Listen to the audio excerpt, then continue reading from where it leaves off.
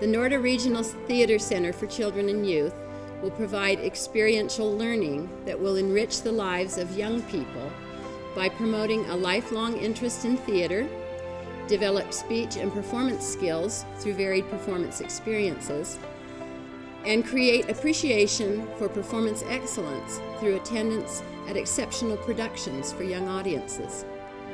We envision the activities of the center will include teaching university courses on all aspects of theater for young audiences, producing plays for and also by young people, advancing research on theater for young audiences, and offering engaged learning and skill development in laboratory settings.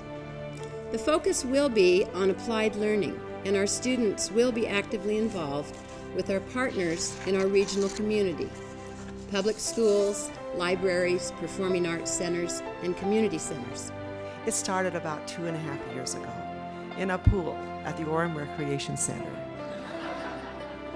where a very sweet woman paddled over to me and said, "Tell me, what do you do? Are you in theater for young audiences?" And I said yes. And she proceeded to interview me. And I thought, this feels different than normal. What's going on here? We're not exercising like we typically do. And she said, "I have a friend who has a dream." You've got to have a dream, and if you don't have a dream, how are you going to have a dream come true? Oscar Wilde said, "I regard the theater as the greatest of all art forms, the most immediate way in which a human being can share with another the sense of what it means to be a human being."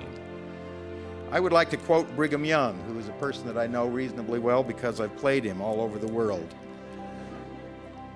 And of course, he was a great pioneer and knew how to organize people. And here's what he said: "Given the task of civilizing people, I would straightway build a theater for the purpose."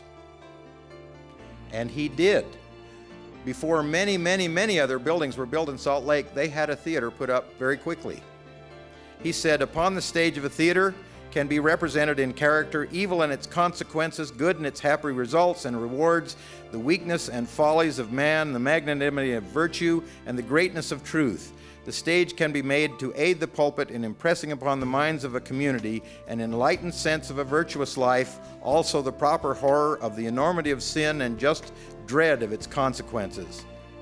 So on behalf of the department, we'd like to thank those people that were involved. We came together for a moment as a faculty, staff, and students of the Department of Theatrical Arts. We stayed unified in our dream.